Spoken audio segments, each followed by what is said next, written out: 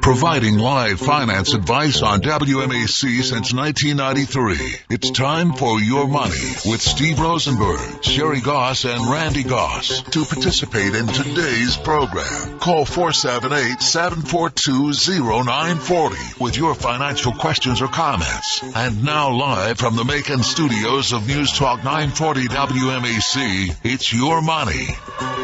Good morning. Welcome to Your Money. I'm Steve Rosenberg along with Sherri Goss. Good morning. CT manning the boards, keeping us on the air in the studio that has been this way since 1919. So stuff's still working though, right? Oh, yeah. No problems. Anyway, so Nancy and I were on a cruise and... Surprise. Yeah. Shocker. Yeah, we only have like 3 more scheduled for the rest of the year. Crazy thing. But anyway, the reason we went on the cruise is because we were able to spend a couple of days in Normandy for the 75th anniversary. We weren't there on the day itself because of all the dignitaries, and they kind of, pushed a lot of people out.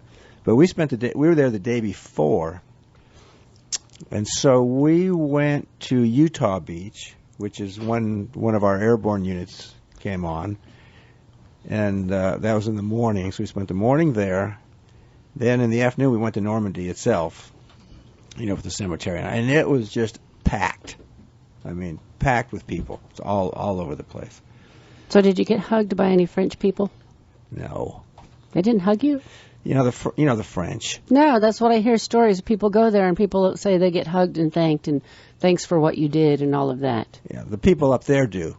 The people around Normandy do. Because they had flags out there with U.S. flags and French flags, and they had pictures of some of the service people who were killed in front of their house and stuff like that. They do, because it was there and we saved them. But the regular French people are just the regular French people. Okay. If you don't speak English, they don't even want you there. I mean, it's just a crazy country. So anyway, we it was really kind of interesting when we first went to Utah Beach, and that was right by Cherbourg, which is not right by, but it was about an hour drive or something on the bus. But that was where the first attack came on, and one of the infantry divisions. Anyway, so we had watched The Longest Yard, the movie. Did you ever see The Longest Yard? A long time ago. So anyway, Joe Blackgrove in our office is a West Point grad, and he said, that movie is totally accurate. Totally accurate. And if you saw The Longest Yard, there was a scene where Red Buttons, the old comedian, but Red Buttons was coming down in a parachute, and he got caught on a church steeple. There was a clock there, and his parachute just got caught there. And so we went to that town, and they have a dummy with a parachute. Oh, wow. Wow. Yeah, there's a parachute on the church, and just still today. A dummy that hangs there. Yeah, it's that famous. Wow. Most of the people who saw it, who watched the movie back when it came out in the 60s, which I did because I was just, I think, a freshman in college or whatever. Everybody knew who Red Buttons was. Other people watch it now, they have no idea who he was. Anyway, so. But then, and I tell you what was really interesting is when we came back. So then the next morning, we were watching. I just pulled up my thingy. The next morning, we were watching the coverage of the what was going on, and so it was. If stuff was going on at 6 o'clock or whatever in the morning, it was live. It was on BBC in the stateroom. And then I switched around. I was watching something on Fox, and they were talking about this guy named Higgins who designed the boats that they landed in. And the turn your phone off, please. I don't know where it is. Oh, it's in my pocket. Anywho, keep talking. That's a text. Well, turn the the longest day. Yeah, I probably said the longest yard. Yes. It's the longest day. Anyway, so it was a boat builder, and they needed something that was going to land that they could just get land off on the beach, right? Yeah. So he came up with this boat that was part steel and part wood, and Eisenhower said, he's the guy that won the war. If they didn't have the boats, they wouldn't be able to do this. Otherwise, they'd be just sitting ducks. They were sitting ducks as it was, but at least they were able to get off the boat. But if you had to climb over the edge of the boat or over the side of the boat, you'd never be able to do it. So I thought that was. So it's worth it to go back and rewatch The Longest Day. Yeah, I think it's worth it to go back and watch it. History is kind of important. It is, and we were my age, 'cause I'm 75. So wow, you're older than I thought. You were 74. I am, but I'll be 75 in a couple of months. Okay. So I was born in October of '44, which was after D-Day. And anyway, so it was I'll be 75 then. But anyway, it's really worthwhile going if you can do it. It's probably not as crowded, obviously not as crowded as it was. They had all kinds of ceremonies going on, and they were shooting off cannons. They had planes. I heard flying part of the over Trump speech. Yeah, we watched part of it on TV, and it was fine. But it's fine if he delivers speeches and he just says what's on the teleprompter. Don't go there. He's okay. Don't go there. Just stay above board. It was good. He did good. He did good. But he's got to stay that way. All right, move on. Okay. So while you're flipping through your stuff, I'm on the board of the Middle Georgia Library System, and I'm on a rampage to raise money and reading and literacy, and I'm so excited about what I'm doing, and I'm so excited to work with Jennifer. And so one of my neighbors emailed me last week about this program some guy started up in New York called Books to Barbershops. And so I went down the rabbit hole and researched it, and I walked by 2 barbershops on the way down here. I only have to walk 3 blocks to get here for the radio show, but there's 2 large barbershops. And I stopped in and talked to the barber, the owner, last Saturday, and I told him about it, and he goes, yeah, somebody approached me a few years ago about it, and they never did anything. And I said, well, I'll tell you what, because I was stepped in there. There's 30 people sitting in chairs, and 20 of them are kids sitting there doing nothing. So I need bookshelves. So I'm on a mission to find bookshelves and books for young boys. And if you're cleaning out, I know a ton of people are like cleaning out their house and getting rid of stuff and giving stuff to Goodwill. If you have books for boys and bookshelves, you can bring them to our Warner Robins office, and I will take them and I will place them in a good place. Or the Macon office. Well, we're not there. So how are they going to, you'd have to drop them off in the hallway. That wouldn't work. So we have to be Warner Robins. In fact, we'd even give them to Elmo. Yeah, we'd even be willing to come by and pick them up if you have a bunch of stuff. So I'm going to go by Salvation Army today. I'm in the market for bookshelves and books for boys, and I'm going to start with one barbershop. And once I get that one going on, I'm going to go across the street to the other one, and I'm on a mission. So the second thing, I was talking to a client this week, and a lot of my clients help out with their grandkids a lot. Do you have a bunch of people that do that? Not a bunch, but I have a lot. I have some that they literally are the caregivers for the grandkids. The kids come to their house, they get them on the bus in the morning, they come off the bus at their house at night, they do homework with them. They're very involved. And I really kick myself for not reminding people about the summer reading programs at the libraries. They have this whole incentive program that you sign up for, and you get treats and prizes for how many hours you spend reading.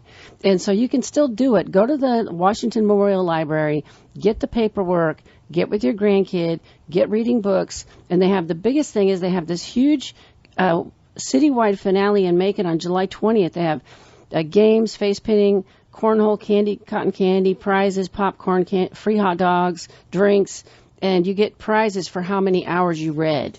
And so I should have been telling people about this, and I didn't, and I'm sorry. But it's not too late if you want to get into it. And then the other thing you need to know, if you know somebody in your life who is thinking about starting a business or buying a business, you need to contact the Small Business Development Center. They're doing a program on June 25th from 6 to 9 p.m. It's only $69, and it's going to be lenders and people who have acquired businesses giving you advice and tips on how to go about doing that. You do not want to buy a business just out of the blue and think you're going to be successful. I read in the paper last month there was a woman who signed a lease for a bar in Macon. She signed a lease and had a name for her business and then went to planning and zoning. And they told her no. Really? She's on the hook. I don't know what the terms were. She's probably on the hook to pay that money to that person for a year at least. Yeah. But she signed a lease with no plan, with no approval. So people make huge mistakes. Don't do that. If you know somebody that has some idea, go to the SBDC. They help you. They're amazing. And they're right next door to our office in Macon, across from River Crossing Mall. I always remember when I went to see, when I was back doing insurance like 40 years ago, 45 years ago, whatever, and went up to see the head of what was then the Georgia Restaurant Association, now the Georgia Hospitality Association. Were you doing group insurance? We were doing some, nothing major, but there was a few products out. So the guy I was working with and I went there. And I said, he said, there's people coming up here asking for, information all the time because they want to open up a restaurant. And I said, so what do you tell them? He said, I tell them don't do it. Yeah, because most of them are going to fail. Yeah, most restaurants fail. And everybody thinks they got a great idea. And the whole problem with the restaurant is, first of all, there's a lot of overhead because of the equipment. Yes. So, you're opening. It's not like a barber shop where you just need a few little things and some chairs. And food is perishable. Yes. And then you got to get people coming. Yes. So it's the whole thing. Ideas are great, but the thing that people just don't think about is how am I going to get people to come here? So there's 2 daiquiri bars that just opened up downtown within a block of each other. Really? Yes. And that was what this lady was going to open, is a daiquiri bar in a place where I don't understand the location at all. Who was going to go to this daiquiri bar? If there's 2 downtown, all of a sudden I don't see how they're going to make it. How many daiquiri bars can you have within a block of each other? Yeah. And having your own business is great, but long it's really hours, tough. Long hours, hard to find good people. Man, I had a client in yesterday. He runs a small business, and he's having the worst time trying to find employees. He said it's a imagine right now. It's nightmare. I can imagine. Because they can go to Walmart and make $15 an hour. Yeah. Be inside in the air conditioning. Yeah. If you're going to open up a business, buy a book. It's called The E-Myth. Oh, that's really good. E for entrepreneur. And the whole thing is based, and we've talked about this before, but the whole thing is based on the fact that people, because they're great cooks, they think they can run a restaurant. Are great at cutting hair. They can run a salon. Yeah. So, running a business is a totally different thing than being able to do what the business does. So you might have the skills to cook and do hair and stuff like that. So maybe you should be a caterer, not run a restaurant. But you still got to get people to find you. And, right. You got to get the hardest thing in the world is getting people to come to you. That's just it. They got to find you, and that means you got to spend a lot of money to get them to come to your door. They're not just going to start flocking. When they show up, you better have a good product. Yeah, or they will not be back, and they'll tell everybody how bad it was. And you'll go down the drain right away. And you'll have a lease that you've signed, so you owe money to some entity that has the building. Yes. So, anyways, don't do that. Anyway, that's the good news. So, did you read about this Amazon Credit Builder this week? They just launched it. No, but you told me about it. Oh, I did? Yeah. I talked about it on TV because this is really incredible. So you can go to Amazon.com/credit builder. If you know someone in your world who has bad credit, they got destroyed because they got laid off, they had medical bills, something went bad, their credit is ruined. This credit card, it's a secured credit card, but so once you apply and you're accepted, within 30 seconds, it says on the website, then you have to deposit money. And whatever money you deposit is the amount of your credit line. And so you can't charge more than that, which is the whole deal, because you have bad credit. So they're not going to give you a loan if you show that you haven't been able to pay your bills in the past. So anyway, so you can go in there, you can open this, and then every month they'll report your credit to the credit bureaus. They'll report that you pay on time to help you rebuild your credit or create credit or whatever. It says, according to FICO, more than 11% of the population has a credit score below 550, and 25% of U.S. households don't have a bank account. So they're going to check cashing stores. They're having to go to finance companies. And so here's what really ate my lunch. Bernie Sanders comes out with little Ocasio-Cortez yesterday and says the credit builder they charge 28% interest. He says, can you believe it? Amazon is issuing credit cards with 28% interest rates to help people with bad credit. He says, we are going to destroy this card. This kind of greed makes the poor even poorer, and AOC and I intend to outlaw it. Corporations will have to survive on a 15% cap on interest rate, which is what their goal is. So they're teaming up to take down Amazon. Good luck with that, dumb person. Because, if you don't have credit, you have to start somewhere. And if you have bad credit, you have to start somewhere. And isn't 28% that you don't even have to pay that? See, I don't understand how you can do 28%. I don't see how American Express can charge 28%, which they do. If you have an American Express card, because American Express, you're supposed to pay it off every month. Right. So to make sure that they get people that do that, they charge 20-something%. Right. Which used to be usury. 300% in Georgia is legal.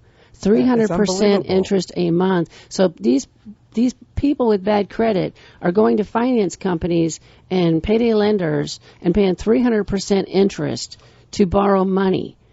And it does nothing to improve their credit.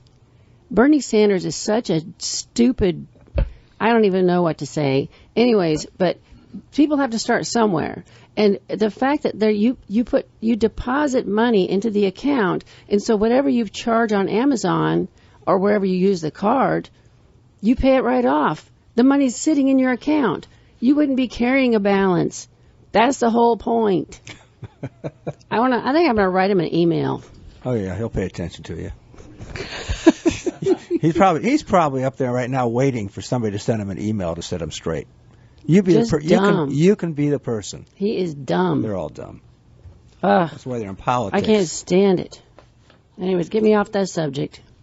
Move on to something else. Yeah. Anyway, I want to mention this. Next week, I won't be here next Saturday. What? Where are you going? It's Pedals for a Purpose. I saw that. Who is doing that? Okay, that's put on by it's in Warner Robins. So if you're a bicycle rider, not a biker, like a biker. What if the Harley people show up? That's fine. They can escort us. I think there's always a few of those out there anyway. Just it's nice to have them out on the road with us. So we did this 2 years ago. They didn't do it last year. And so what you can do, and this is for Alzheimer's, so all the proceeds all go to benefit. What did you just say? Yeah. So it's so there are 3 courses. You can do 16 miles, 32 miles, or 64 miles. And I bet you're doing the 32 miles, aren't you? I did that last time. I'm not going to do it again. Oh, really? Yeah. Cutting back. Yeah, Nancy and I are going to do it together. So we're going to do 16 miles. And maybe add some to it. Because when we do our weekend rides, we usually go 20, 25 miles. Okay. But anyway, and it starts out at Monkey Joe's on Russell Parkway Extension in Warner Robins, and it goes through Peach and Crawford. I think only the 64 miles is going to go through Crawford. I don't think the other ones are. So what highway are you, or what road are you going to be on? The hilliest road you've ever seen. Oh, gee. I mean, there's nothing but hills out there. Wow. I mean, Peach County is just hilly. I mean, it's just, I guess it's safe. Yeah, there's traffic out there. Not much. Not in the country. There's not. Saturday morning. There's not that much traffic out there. And there's a bunch of people riding, so it's not like you're totally out there. Last time I got kind of off course and I was by myself and.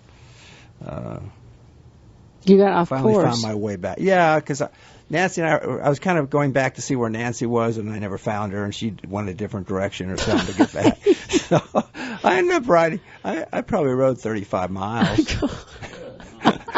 I mean, I had a good time. It was fun out there. My battery died. I didn't have a. Now when we go do our weekly longer rides, we put chargers on our battery, on our phone. So we hook up there's a little case on the. Seems like the bicycle motion should charge the phone.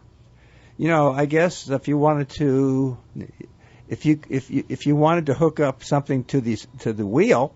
Yeah. And then it would create energy to charge the phone, and that probably would only weigh 50 pounds. Or if you're not really good at riding a bike and you can't pedal that far, you could just get an electric bike and go on the ride. I had a client come by. They moved from here to Florida, and they were on their way. And they came every so often. They come back up here, and he says, "Yeah, I got to show you this. I got a motorized bicycle." And somebody in our neighborhood, lady, got a motorized bicycle. So why not? At least you're outside. Yeah, you're outside. Anyway, I think you still pedal a little bit. I don't know. Maybe it's assisted. Anyway, 7420940 is the number. Good morning. You're on Your Money with Steve and Sherri. Good morning. Good morning. How you doing? We're fantastic. How are you, and what's new? Yes, I am from Perry, Georgia, and I would like to inform the public that Wells Fargo is now requiring you to receive a letter from the Internal Revenue Service before you are able to withdraw any money from your retirement account. Why? What? They are requiring you to receive a letter from the Internal Revenue Service before you are able to receive any money from your retirement account. You didn't get this information by a spam email, did you? No, this is true. Well, you try to receive any money from your retirement account from Wells Fargo, you now have to receive a letter from Wells Fargo stating that the Internal Revenue Service are going to take out taxes and things from you. So this is a new requirement beginning June 1st on Wells Fargo's account. Weird. Wait a minute. So the letter's going to... So you're taking money out of a Wells Fargo retirement account. Right. And you need a letter from the Internal Revenue? No, they are going to send you a letter before you can receive anything from your account. The IRS is? Or Wells Fargo? Right. Wells Fargo will be sending you a letter. Yeah, because you got to fill out forms. No, you don't have to fill out any forms to receive the money from your retirement account. They just said that they'll delay your money coming to you by sending a letter from the Wells Fargo account. Yeah, well, I'm not surprised anything Wells Fargo does. Right. I just wanted to inform you of that. That's okay? Thank you. Okay, thanks for calling. Have a wonderful weekend. That makes no sense. That's Wells Fargo. Makes no sense. I mean, Wells Fargo is incredible. But I would suggest you have federal withholding. If you're taking money out of a retirement account, it is taxable as ordinary income. So you need to at least have federal tax withheld, or you will owe taxes the next year when you pay. With penalties. Plus penalties if you didn't, if you got too much money and didn't withhold enough. But if you didn't have enough withheld from your monthly distribution, you owe tax. You'll owe tax and penalties if it was under withheld. Really? Well, that's why they withhold. No, you just owe the money and you have to pay. When you do your taxes, there's no penalty. If you have not withheld enough, there's a penalty. Otherwise, people wouldn't withhold anything. If there's no penalty for not withholding, I've never heard of anyone having that. That's why they take out money automatically. That's why they set up how much they want. It's like the same from our IRAs. Right, but I've never heard of anyone having a penalty for not withholding enough. You have heard it's underpayment of tax. It's underpayment of withholding taxes. I mean, if you get to the end of the year, you're doing your taxes, and you're not if you've underpaid your taxes, then there's a penalty for whatever the amount is at whatever. Okay. Not my law. So anyway, what you got? So this is an article. I thought this was kind of good. It says, what are you doing to make sure you can keep working? And it really talks about the things that you need to be able to do. It says many people plan to work past normal retirement age by choice or necessity, but most aren't taking the steps that could increase the odds. One thing is stay engaged. Do stuff with other people and whatever. Keep learning, keep looking, and then the other thing is to stay healthy, and that's where it's tough for a lot of people. That's where it kind of falls apart because stay away from fast food if at all possible. I think that is one of the worst problems we have. Yeah, no doubt. Processed food is bad for you, and sugar. Both those things just erode your body. You know what? I was going to have this discussion with you.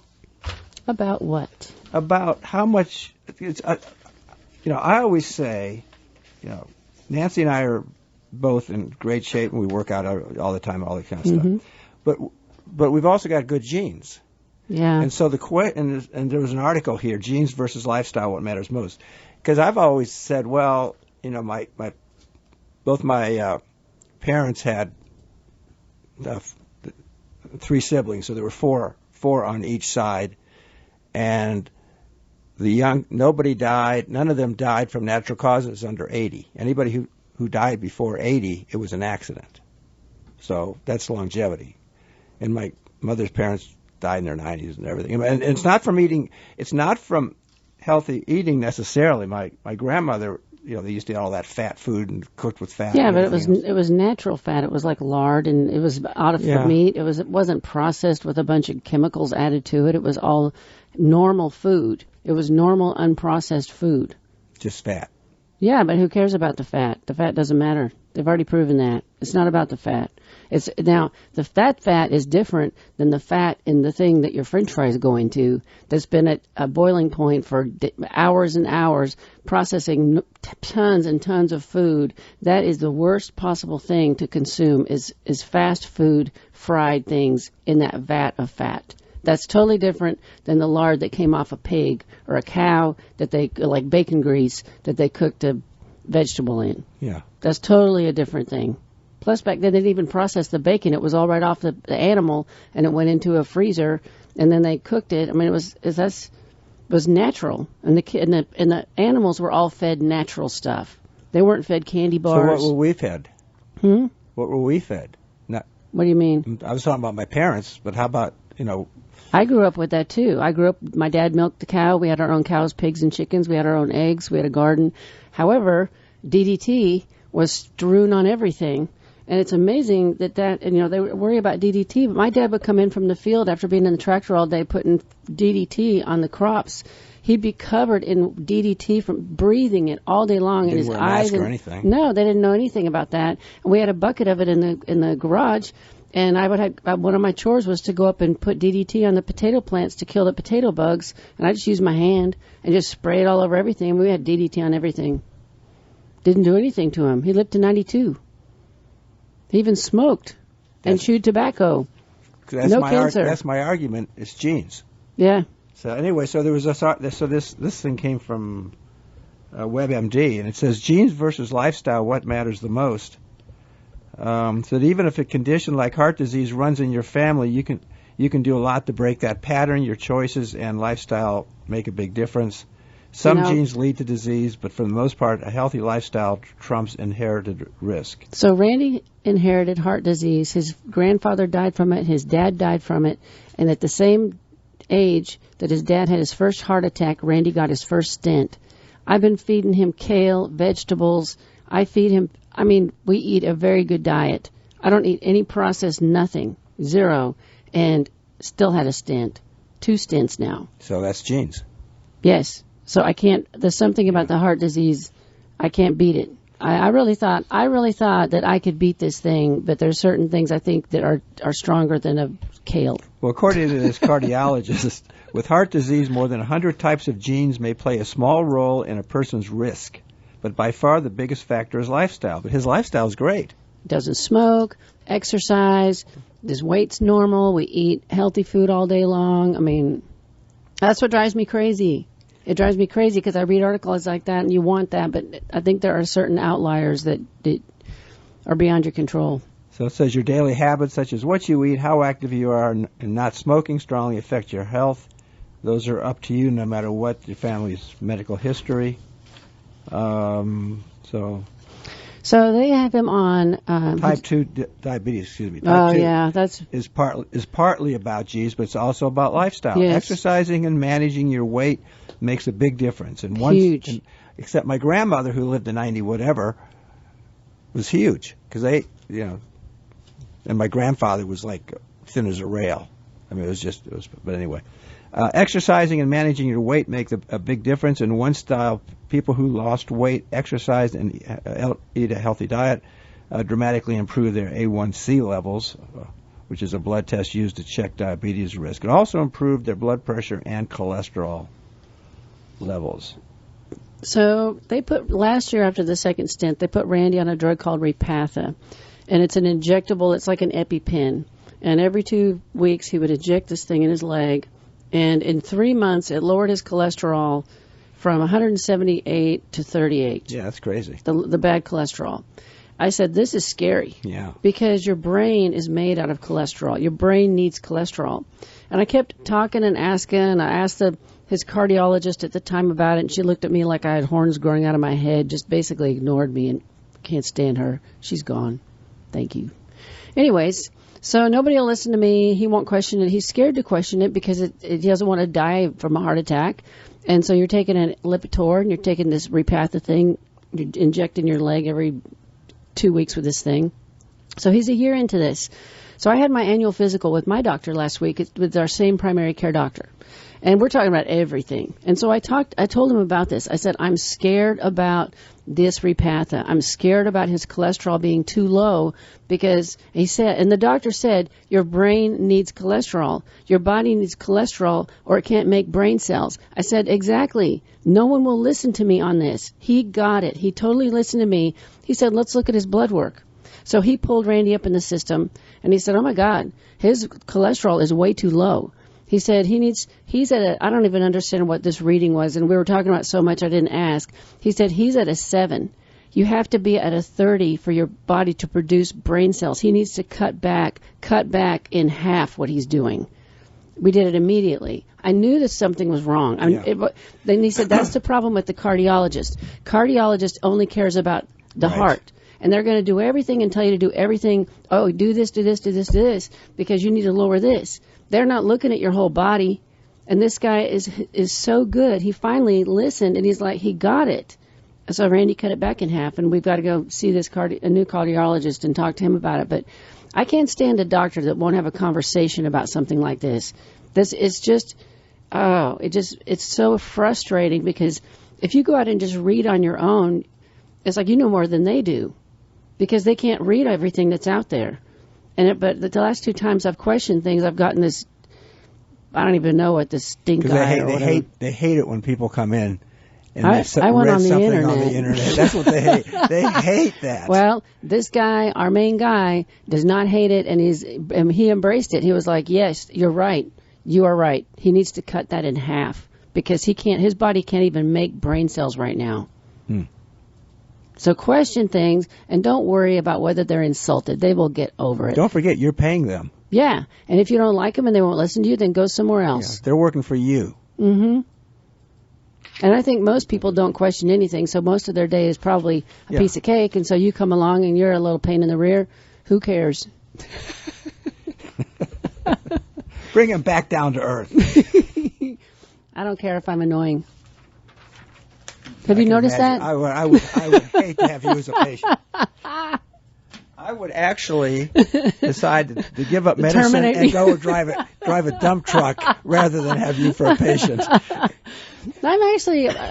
ask good questions. I just don't want to be shut down. Just don't, if I ask a question, don't shut me down and not listen to me. That's all I'm asking here. So just listen to what she says and believe what she says and say, yes, Sherri, you're absolutely right. Why didn't I think of that? I guess I missed that in medical school. Okay, so this is a great article. I told Randy we need to post this on social media. 73% of Americans have not had this crucial talk with their parents. More than 40% of baby boomers haven't saved anything for retirement, which might be because they have a pension or not. According to a 2018 study by the Insured Retirement Institute, less than 1/3 of boomers think they'll have enough money for health care expenses, and only 19% said they're going to be able to afford long-term care. The survey found that a majority of Americans, 73%, haven't had extensive financial talks with their aging parents. More than half of the respondents said they don't think these conversations need to happen until their parents retire, start to have health issues, or show signs they need help, or actually ask for help. It's very hard. This is a difficult thing. Yes, this is why I wrote the life book. And so if you go to our website, retirerelax.com, click on resources, click on life book, the pages to my life book are free. You print them out, and one of the first things in the book is how to have this conversation. You've got to have we don't talk about money because it's this taboo thing. It's none of my business. I don't need to know how much you have, yada, yada. You need to know your parents' financial situation as they're getting older because you need to understand if you're going to be helping them in some way. It's one of the questions I ask everybody that comes to me for retirement planning. I ask, tell me about your parents. Are they still living? Are they financially independent? Are you going to be needing to step in, quit your job like my mother-in-law did, and be a caregiver for 15 years? Yeah. I mean, that's a game changer. What about your kids? Are they independent? Are they on their own? Are they in and out of jail? What's going on there? Because you can have everything great in your little controlled world, and you can have it all nailed down that you're going to retire and everything's going to be fine, but you have these outlier scenarios that have to be considered. You have to know what you're up against here and what's going to be expected of you, because in this survey, they surveyed the aging parents. Well, first of all, they surveyed people, and people said, it's none of my business, and I don't want to talk about it because it'll upset them and offend them, and so I'm scared to bring it up, which is the biggest thing I hear. But the bigger problem is 69% of parents expect one of their children to help manage their finances in retirement. 72% expect one of their children to be a caregiver if necessary, and 92% expect one of their children to be the executor of their estate when they die. Wouldn't you prefer to know now instead of being hit in the head with this in the middle of your retirement vacation? All right? Talk, talk, talk. Go to the Life Book. There's a page, it's called The Conversation, and it gives you ways to bring this stuff up. And we all need to get real. We're all getting older. Stuff's going to happen, and we're going to be there for each other, so deal with it now. 742-0940 is the number. Good morning. You're on Your Money with Steve and Sherri. Good morning. This is Van down in Warner Robins. Yay. How are you today? Doing fine. Great. I want to give a warning to all veterans. I had November 11th, I was in a restaurant, fell down, collapsed. They took to the local hospital, and at the time I told them to put it on the VA. I have supplemental insurance through another company that I told them to put it on my VA card. Next thing, I received bills from the Humana. Previously, I'd gone to Humana about a year or so ago on another situation, and I guess they paid the bill I had about a $20,000 bill. They paid it, but because I told them not to. Well, I told them to put it on VA, but they put it with Humana. Now I've received bills from Humana for a couple $1,000, but like I had a $9,000 bill. Everything was paid but $2,000. They tried to submit it to the VA. The VA has turned it down because apparently you have they weren't sent in as a primary. Oh, so, my gosh. And I took it down to the VA, and they sent it in. Then I got 3 notices from the VA that if in other words, they're considering it as a what do they call that? Well, anyhow, the thing is, I'm going to try and get in touch with the local Austin Scott and someone like that. I mean, rather than the VA paying $9,000, they won't pay $2,000 because it was sent in the wrong way. So, Randy's got this on his desk right now. Randy went in for a heart procedure, and they must not have done something wrong, and his account is in collections. Mm-hmm. They cannot get it paid through the VA, and he's disabled, and we have TRICARE Prime. Yeah, well, it's a prime example of how stupid the government is, because I've paid into my Medicare supplement instead of doing it that way and paying $2,000. They'd rather have you send in for $9,000, and I mean it's just totally insane. So have you been to a field office? You talked to a VA field office guy? Is that what you did? I have not been in touch. I talked to the people at Humana, and supposedly they sent it in to the VA people, and it's been rejected. Man, I'd go over to the field office over at the Vector Center. Okay. I would. I'd sit there until I got somebody, and then I would have them get on the phone. Yeah. Like while I'm sitting there, I don't understand this. There's something very wrong with the VA.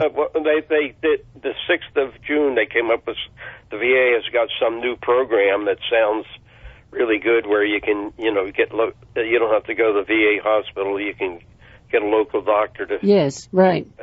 But just a warning. I don't know how many veterans are listening, but it's just total stupidity, and I just want to bring that to people's attention if they're listening. That when you have something, get the VA to take care of it.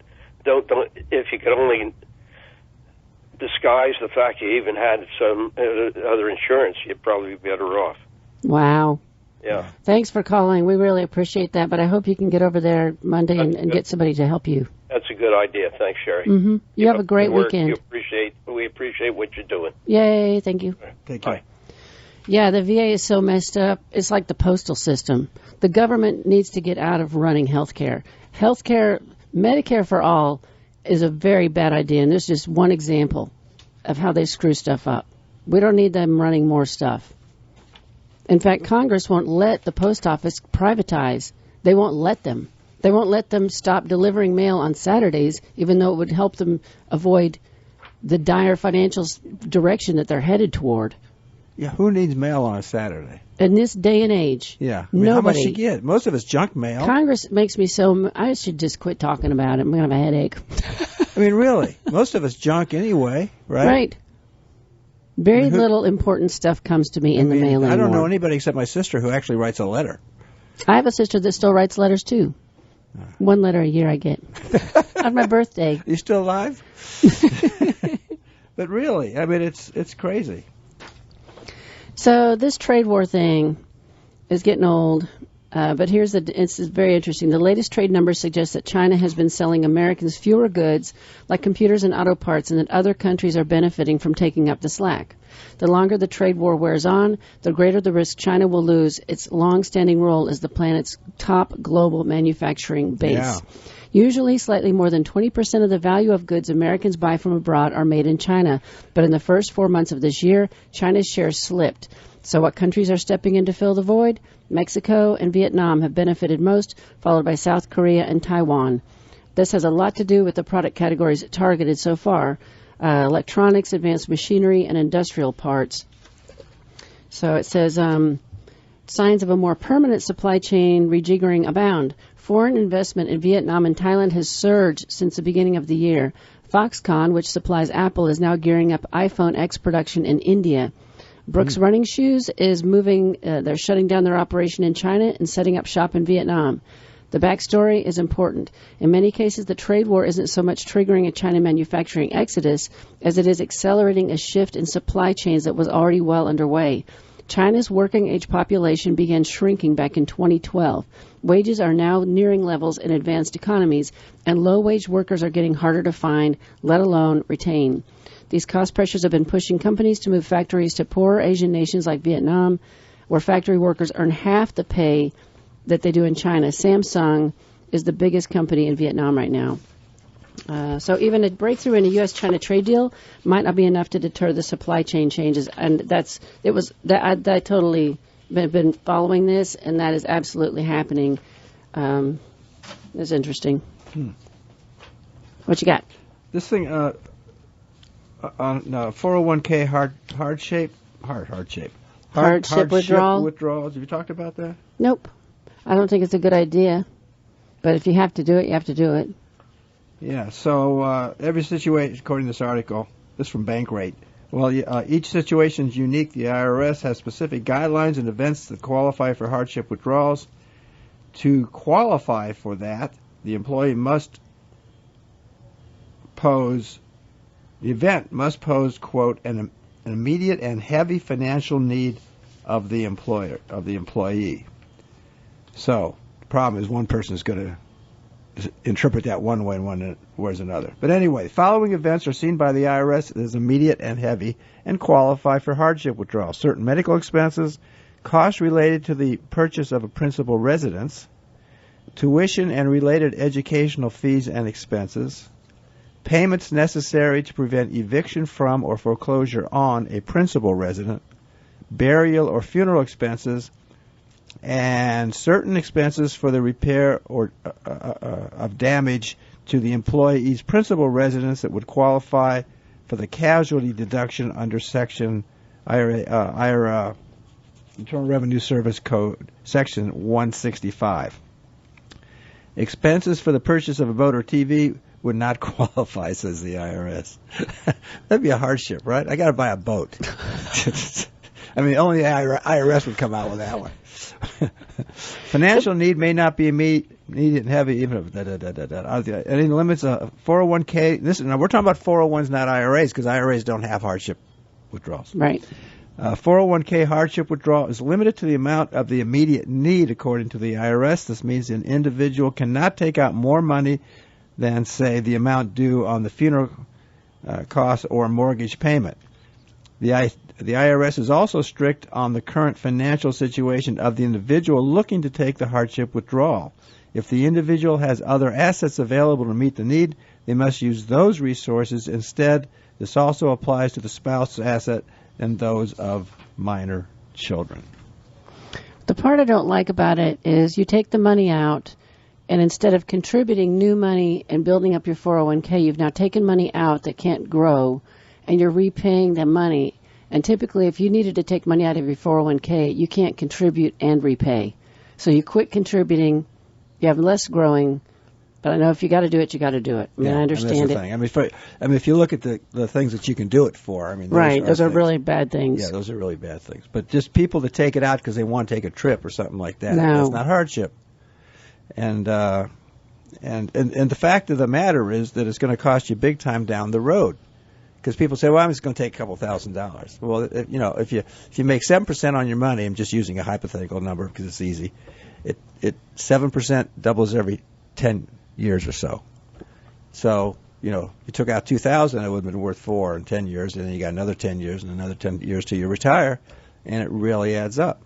It's nothing at the time, but it's not just that you reduced your balance, but you've also lost the potential growth on that money. And if you're listening right now and you're young, you're not going to believe how fast you get old. You will not believe it. Randy bought me a T-shirt for my birthday that says, I can't believe it took me this long to get old. That was my gift. Because, I mean, it's like overnight I'm 58 years old with grandkids. It's so fast. And so don't think, oh, it's just now, it's just this. It's like you're going to be blown away at how fast it goes by and how quick you're going to be retirement age. So everything you do matters, every single thing. Everything you buy, whatever you save, the choices you make all add up. I had my first grandchild at age 60 on my birthday. Oh. And I had my second grandchild at age 62 on my birthday. So my two grandchildren from my son in Atlanta, we all share the same birthday.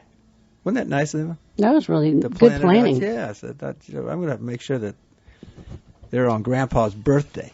So then you can remember their birthdays easy. Yes. Because you're all on the same page. Yes. And my birthday kind of just like disappears because it's taken over by that with them, which is fine. It doesn't really matter. So anyway. So there's this article from one of the research companies I take. Its headline is "Why You Should Buy Gold Coins from Jewelry Stores." So we're not talking about. We're not saying you should buy gold coins. That's up to you. But and I had a client that did that. I had a client that had retired from the Fargo Bureau, and he used to go into the one of the jewelry stores or something on Pionona, and see what they had. Probably that pawn shop. Yeah, pawn shops probably are good too. So you can buy dozens of coins for less than fair market value, and that's the key. Because if you go online and do it, then the people have to make a profit, so they're going to mark it up. I've just noticed. I just thought of something. The gold coin ads have gone away. Yeah, I don't watch TV anymore, so I don't. But they used to be on the radio too. I don't listen to the radio. And I don't. Yeah. You know what? I hardly do either. I never listen to the radio. I listen to this station. It's on in my car during the week if I'm running an errand, but I don't watch television at all, so I have no idea if there's a gold coin. And I don't watch television at all either. So you shouldn't say that. You're on TV every week. I watch when I'm at the TV station. When I'm sitting there waiting to do my thing. Anyway, so and this guy just says, if without getting into, I'm not going to get into this because it probably doesn't apply to hardly anybody. But anyway, it's probably worth. So you can go online. You can go online to the various golds. There's a million gold companies online, and so you can go to them and see what something would cost, and so you get a feel for it, and then you go into like a jewelry store or a pawn shop that somebody had pawned something, and the only question is the quality of it, because it's not just the coin. The coin has numismatic value, but the numismatic value of a $1 gold coin is $1. There's not the actual value. It's not. It's not legal tender. I had somebody call me, and she was reading an apocalyptic book, and she goes, "What do you think about buying gold coins? I'm reading this book about this EMP, and it's going to shut everything down, and there won't be any food or water. What do you think about me buying some gold coins?" I said, in that scenario, a gold coin is only worth what someone would be willing to give you for it. That's right. You'd be better off stocking up on food and water. I listen, and if people find out you have gold coins, you might not live too long. Right. Medication would be a good thing to stockpile.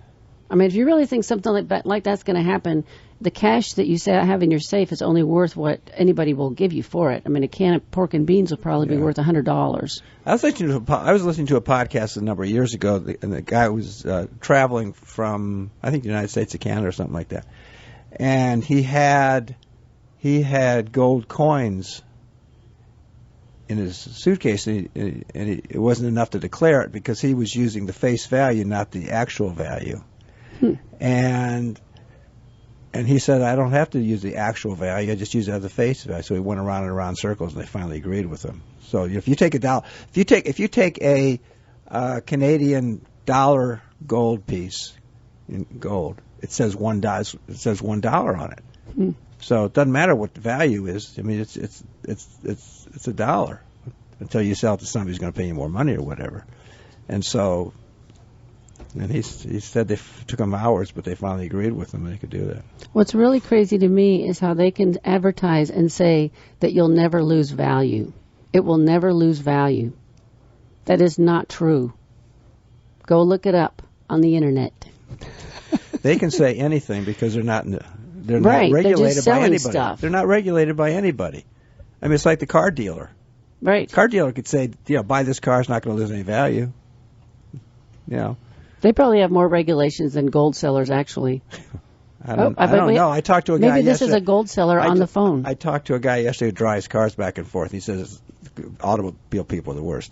Good morning. You're on Your Money with Steve and Sherri. Let me give you a thought about gold coins. Yes. When the Vigoro hits the air circulator. When the what? When the you-know-what hits the fan. Yeah. Oh, okay. That gold coin is going to be worth, if you buy an ounce gold coin, that gold coin is going to be worth an ounce of gold. That's period. Right. They tell you that the intrinsic value is, $5,000. The only way I buy gold is in bullion. And why do you buy gold? Well, I don't know, to hedge on inflation. So are you buying coins or bars? Bars. Okay. I think that's the best price, right? You're getting the best price, best value. But you can't spend it. Yeah, right. Because but it doesn't. But you couldn't spend it. A long time ago, I bought some coins, some pandas. Yeah. And they had a coin show here in town, so I go down there looking around, and I finally found a 1974 1-ounce gold panda, and the guy, I think spot price at that time was right at $1,000. This guy was selling it for $1,300, and I said, "Well, why $1,300?" And he gives me this puppy dog eyes. He says, "Well, the intrinsic value." And I said, "Oh." And I pulled out mine, one of the coins I had with me at the time, and I said, "Well, what do you give me for this one?" Yeah, right. Face value. 30% less. And he looked at it, and he gave it back to me, turned around, sat back down, and picked up his book that he was reading, and didn't even answer. That's crazy. Okay, we're out of time because we're... Yay, thanks for calling. Thanks for listening. Take care. Anyway, we are out of time. If you want to learn more about us, go to our website, retirerelax.com, where we manage money. Can't talk about it on the show, but we manage money for our retired or soon-to-be retired clients. We got a portfolio manager. Portfolio manager watches it all the time, and so makes changes as sees necessary, so people don't have to call and say, "Oh, this is happening. What should I do?" Because we've already done it. So go retirerelax.com if you want a complimentary consultation with Sherri, either in Warner Robins in Macon. The number in Warner Robins is 922-8100, and in Macon it's something. Just call the Warner Robins number. 741-4457. Okay. Does that sound right? I don't know. Yeah. Anyway, I never give that number. Anyway, out. have a great week, and Sherri and Randy will be here with you next Saturday morning. Excellent.